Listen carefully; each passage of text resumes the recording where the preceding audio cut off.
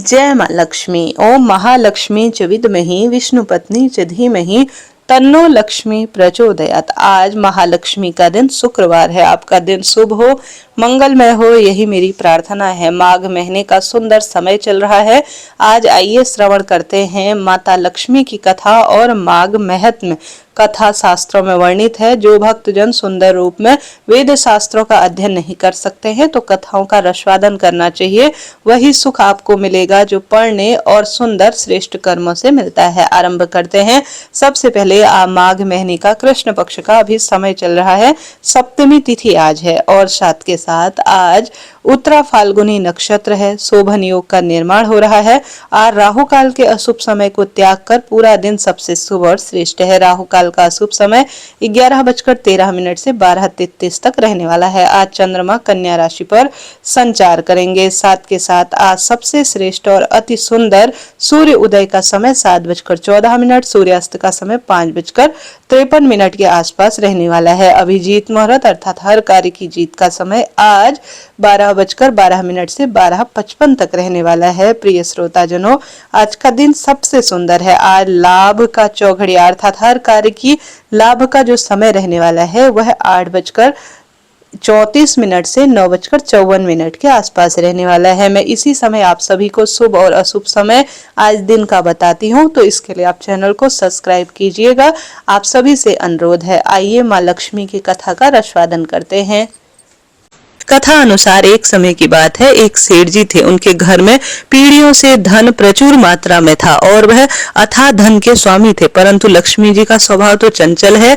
आज यहाँ तो कल वहाँ। जब उनका मन सेठ जी के घर से भर गया तो वह किसी दूसरे के घर जाने के लिए लालायित हो गई। एक रात लक्ष्मी जी सेठ जी के स्वप्न में आती हैं। सेठ जी ने देखा लाल कपड़ों में सजी धजी सुंदर स्त्री उनके घर से बाहर जा रही हैं। सेठ जी ने उनसे पूछा, हे देवी, आप कौन हैं?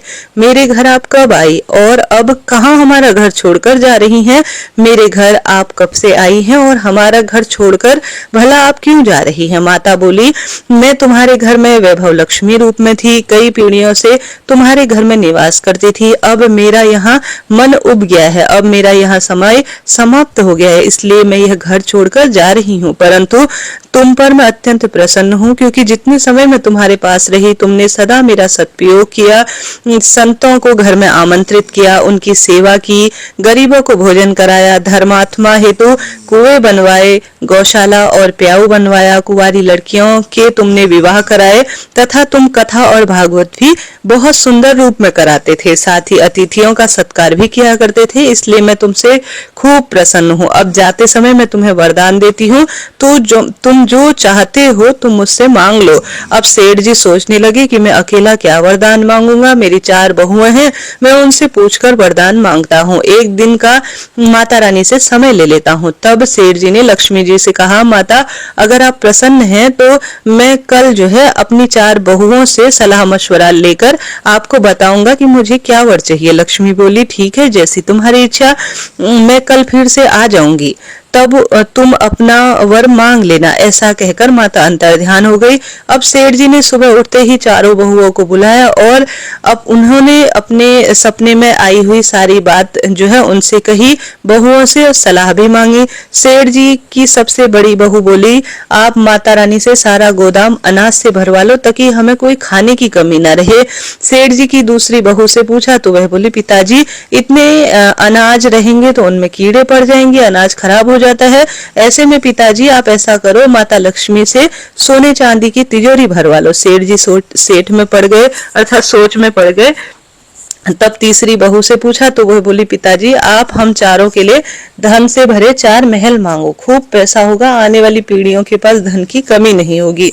अब तो सेठ जी जो है सोच में पड़ गए, अब क्या किया जाए। तब उन्होंने अपनी छोटी बहू, जो कि बहुत धार्मिक प्रवृत्ति की थी और बुद्धिमान थी और मध्यम वर्गीय परिवार से थी, गरीब सी थी, सब मजाक उड़ाते थे, परंतु ससुर जी जानते थे यह बहुत बढ़िया है और इसके विचार अति उत्तम है।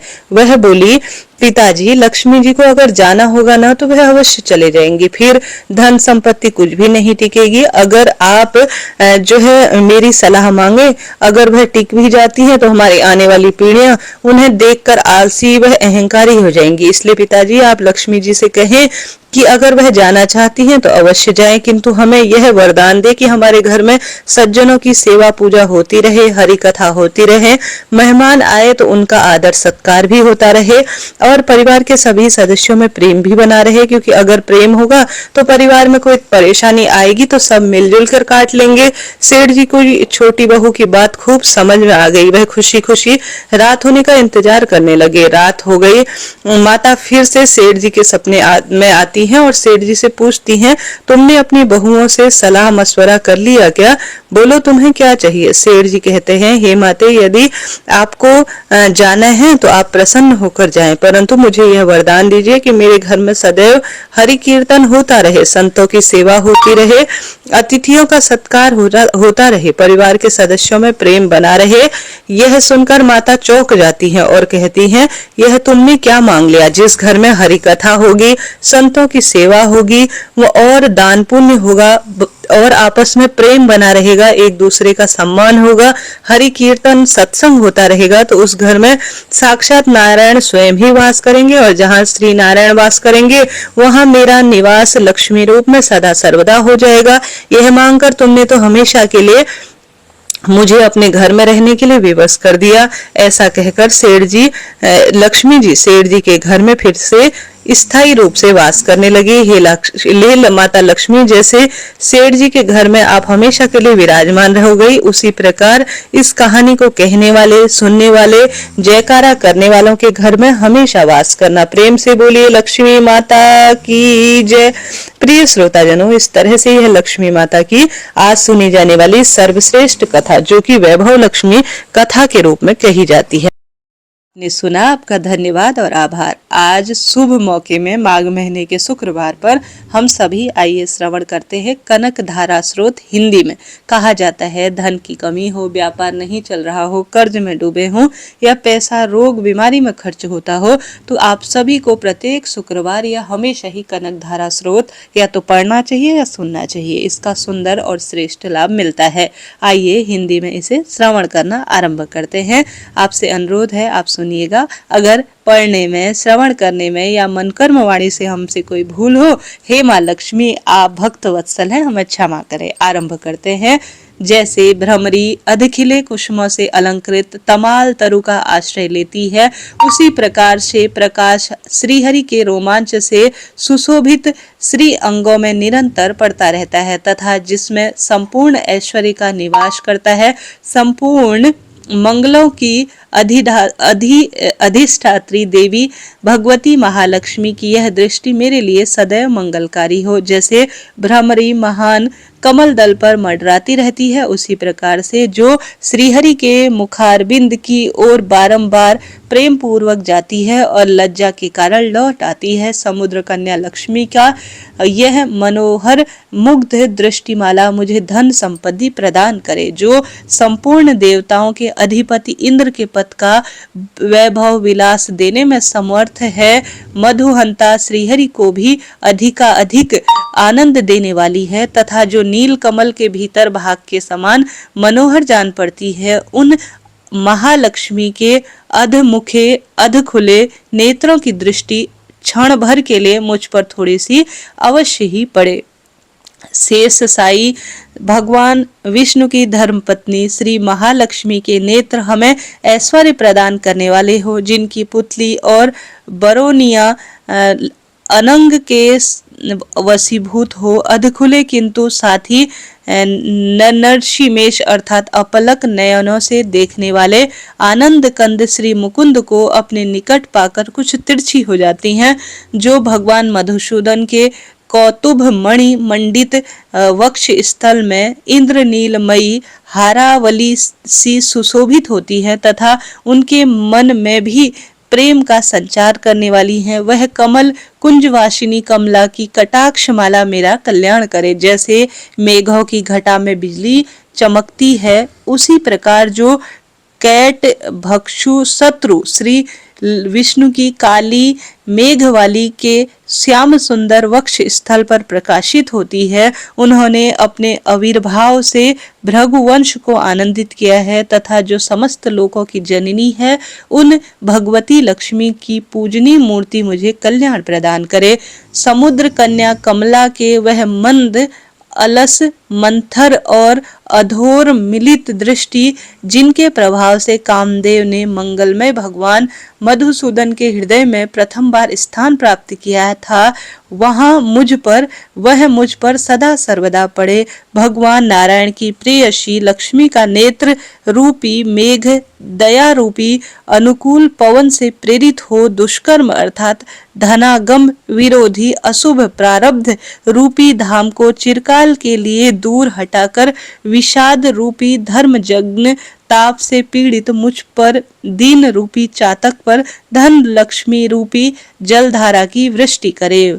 वृष्टि बुद्धि वाले मनुष्य जिनके प्रीति पात्र होकर जिस दया दृष्टि के प्रभाव से स्वर्ग पद को सहज ही प्राप्त कर लेते हैं, पद्मासन पद्मा की वह विकसित कमल गर्भ के समान कांतिमयी दृष्टि मुझे मनवांछित पुष्टि प्रदान करे। जो सृष्टि लीला के समय वाग देवता अर्थात ब्रह्म शक्ति सरस्वती के रूप में विराजित होती है तथा प्रलय लीला के काल में शाकंभरी अर्थात लक्ष्मी दुर्गा तथा चंद्रशेखर पल्लभा पार्वती अर्थात रुद्र शक्ति के रूप में अवस्थित होती है। त्रिभुवन के एकमात्र पिता भगवान नारायण की उन नित्य यौवना प्रेयसी श्री महालक्ष्मी को नमस्कार है। मातः शुभ कर्मों का फल देने वाली श्रुति के रूप को मैं बारंबार प्रणाम है। रमणीय गुणों की सिंधु रूपा रति के रूप में आपको नमस्कार है। कमल वन में निवास करने वाली शक्ति रूपा लक्ष्मी को नमस्कार है तथा पुष्टि रूपा पुरुषोत्तमा प्रिया को नमस्कार है। कमल वंदन कमला को नमस्कार है। क्षीर सागर सभ्यता श्री देवी को नमस्कार है। चंद्रमा और सुधा की सगी बहन को नमस्कार है। भगवान नारायण की बल्लभा को नमस्कार है। कमल सदृश नेत्रों वाली माननीय माँ आपको चरणों में किए गए प्रणाम। संपत्ति प्रदान करने वाले, संपूर्ण इंद्रियों को आनंद देने वाले, साम्राज्य देने में समर्थ और सारे पापों को हर लेने के लिए सर्वथा उद्र है, वे सदा मुझे ही अवलंब दे। मुझे ही आपकी चरण वंदना का शुभ अवसर सदा प्राप्त होता रहे। जिनके कृपा कटाक्ष के लिए की गई उपासना उपासक के लिए संपूर्ण मनोरथ और संपत्तियों का विस्तार प्रदान करती है। श्री हरि की हृदयेश्वरी उन्हीं आप महालक्ष्मी का मैं मन वाणी और शरीर से भजन करता हूँ। भगवती हरिप्रिया, तुम कमल वन में निवास करने वाली हो। तुम्हारे हाथों में नीला कमल सुशोभित है। तुम सदैव उज्जवल वस्त्र, गंध और माला आदि सुशोभित करती हो। तुम्हारी झांकी बड़ी मनोरम है। त्रिभुवन का ऐश्वर्य प्रदान करने वाली देवी, मुझ पर आप प्रसन्न हो जाओ। दिग्गजों द्वारा स्वर्ण कलश के मुख से गिराए गए आकाश गंगा के निर्मल एवं मनोरथ जल से जिनके श्री अंगों का अभिषेक अर्थात स्नान संपादित होता है, संपूर्ण लोकों के अधीश्वर भगवान विष्णु की गृहिणी और क्षीर सागर की पुत्री उन जगत जननी लक्ष्मी को मैं प्रातःकाल प्रणाम करता हूँ। कमल नयन केशव की कमले में अकिंचन अर्थात दीनहीन मनुष्यों में अग्रगण्य हूँ। अतएव तुम्हारी कृपा का स्वाभाविक मैं पात्र हूँ। तुम उमड़ती हुई करुणा की बाढ़ की तरह तरंगों के समान कटाक्ष द्वारा मेरी ओर देखो। जो मनुष्य इन स्तुतियों द्वारा प्रतिदिन वेद त्रयी स्वरूपा त्रिभुवन जननी भगवती लक्ष्मी की स्तुति करते हैं, वह इस भूतल पर महान गुणवान और अत्यंत सौभाग्यशाली होते हैं तथा विद्वान पुरुष भी उनके मनोभाव को जानने के लिए उत्सुक होते हैं। इति कनक धारा स्रोत समाप्त। प्रिय श्रोताजनों, यह शुक्रवार के दिन सुना जाने वाला हिंदी में कनक धारा स्रोत मैंने आपको सुनाया। आपने सुना, आपका आभार और धन्यवाद। आइए आगे की कथा आरंभ करते हैं।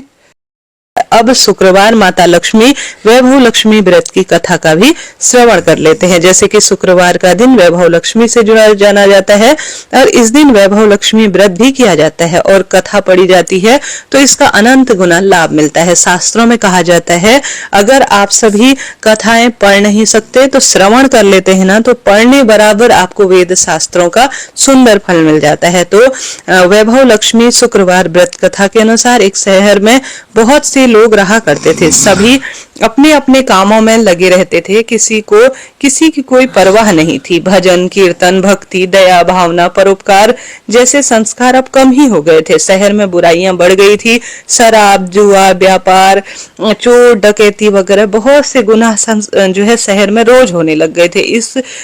इसके बावजूद शहर में कुछ अच्छे लोग भी थे। ऐसे में ही एक शीला नाम की जो पत्नी थी अर्थात अपने पति की गृहस्थी के काम में लगी रहती थी। शीला बहुत धार्मिक प्रवृत्ति की थी और संतोषी स्वभाव की थी। उसका पति भी विवेकी और सुशील था। शीला और उसका पति कभी किसी की बुराई नहीं करते थे और प्रभु भजन में अच्छी तरह से समय व्यतीत करते थे। शहर के लोग उनकी गृहस्थी की सराहना करते थे। देखते ही देखते समय बदला। शीला का पति बुरे लोगों की दोस्ती में पड़ गया और वह जल्द ही करोड़पति बनने के ख्वाब देखने लगा। इसलिए वह गलत रास्ते पर चल पड़ा। उसके भेंट स्वरूप वह रोडपति बन गया, यानी रास्ते में भटकने लगा।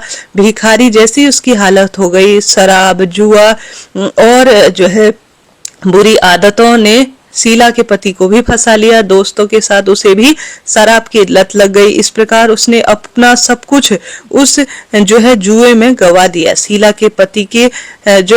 को पति के बर्ताव से बहुत दुख हुआ, किंतु वह भगवान पर भरोसा कर सब कुछ सहन करती थी। वह अपना अधिकांश समय प्रभु भक्ति में बिताने लगी। अचानक एक दिन दोपहर को उनके द्वार पर किसी ने दस्तक दी। शीला ने दरवाजा खोला, देखा एक बुढ़िया माता खड़ी है। उनके चेहरे पर एक अलौकिक तेज है। उनकी आंखों में मानो अमृत बह रहा है। उनका भव्य चेहरा करुणा और प्यार से झलक रहा है। उनको देखते ही शीला के मन में अपार शांति हुई। शीला के रोम रोम आनंद से छा गए। शीला उस माजी के आदर के साथ घर के अंदर माता को ले गई। घर में बैठाने के लिए कुछ भी नहीं था, अतः शीला ने सकुचाकर एक फटी हुई चद्दर में उनको बैठा दिया।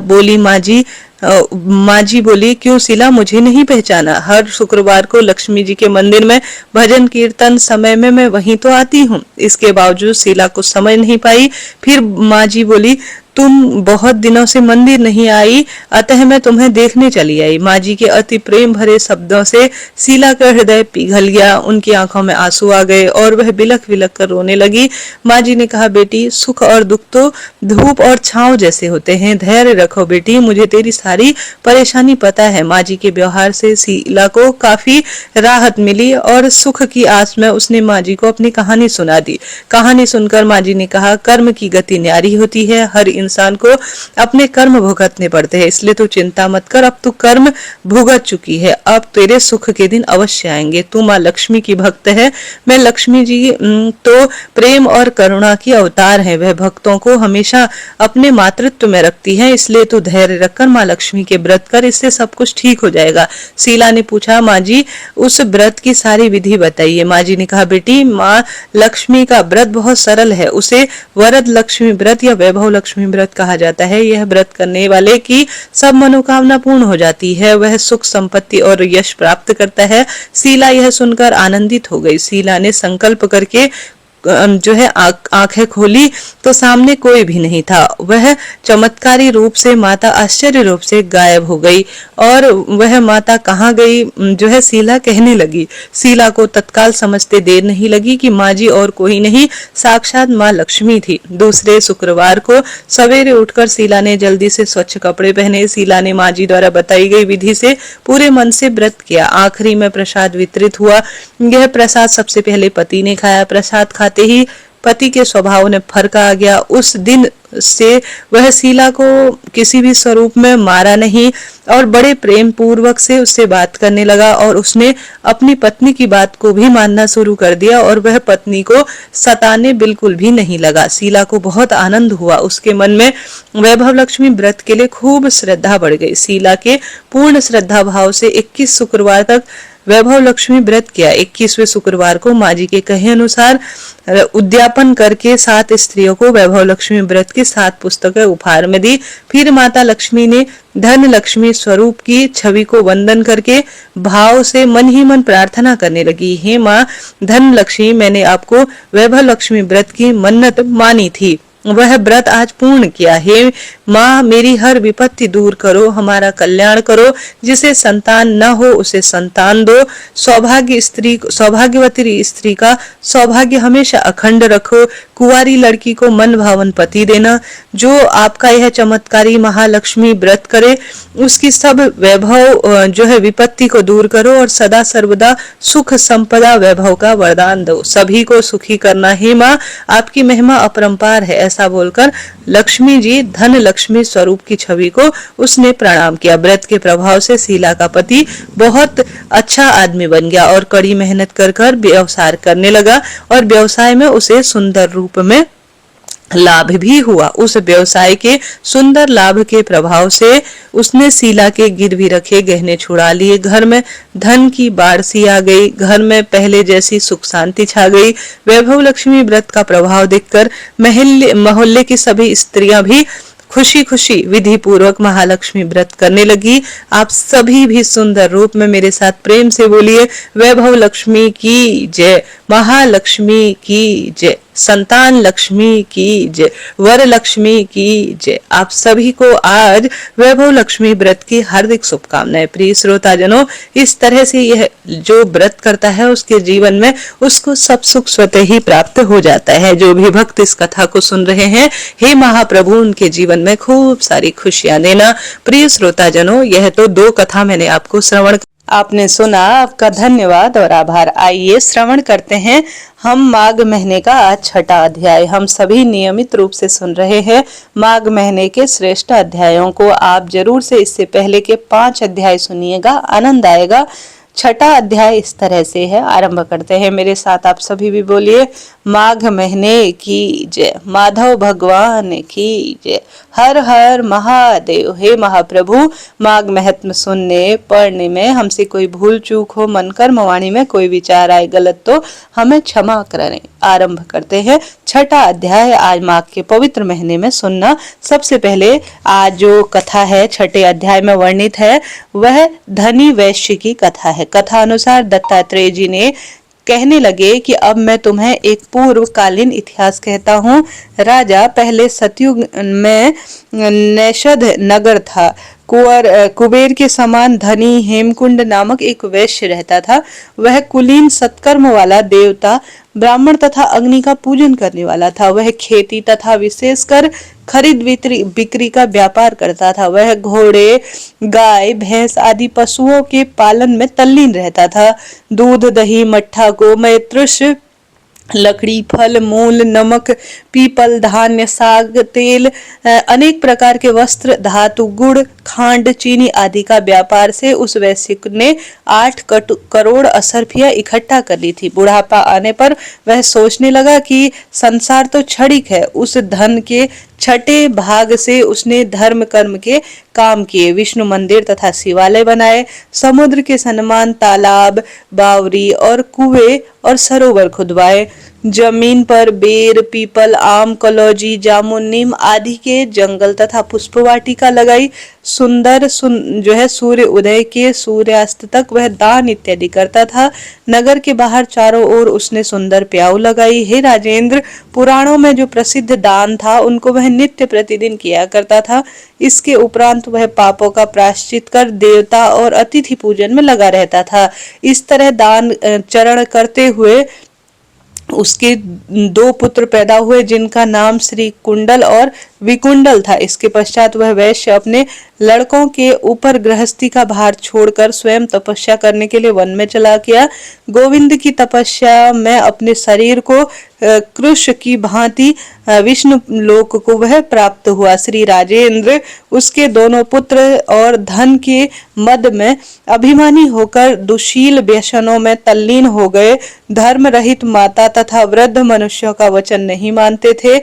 वे पिता के मित्रों का बहिष्कार करते थे तथा अधर्म में तल्लीन होकर पर स्त्री का गमन करते थे। ये वीणा आदि बजाने और गीत रंग में फंसकर सदैव सैकड़ों वेश्याओं के साथ रहने लगे।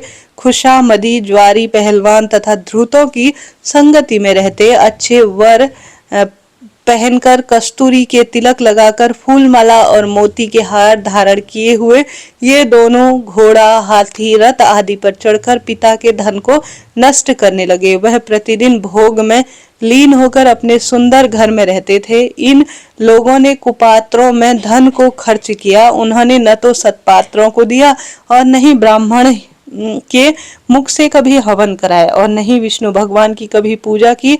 इस प्रकार थोड़े ही दिनों में उनका सब धन नष्ट हो गया। फिर वह दुखी होकर परम दरिद्र हो गए। वह भूख और प्यास से दुखी होकर शोक में पड़ गए। तब उनके पास भोजन का भी कोई साधन नहीं रहा। उनके सगे संबंधी, भाईजन, सेवक, उपजीवी इत्यादि सभी धन की कमी से इनको छोड़कर हट गए और नगर में इनकी खूब बुराई होने लगी।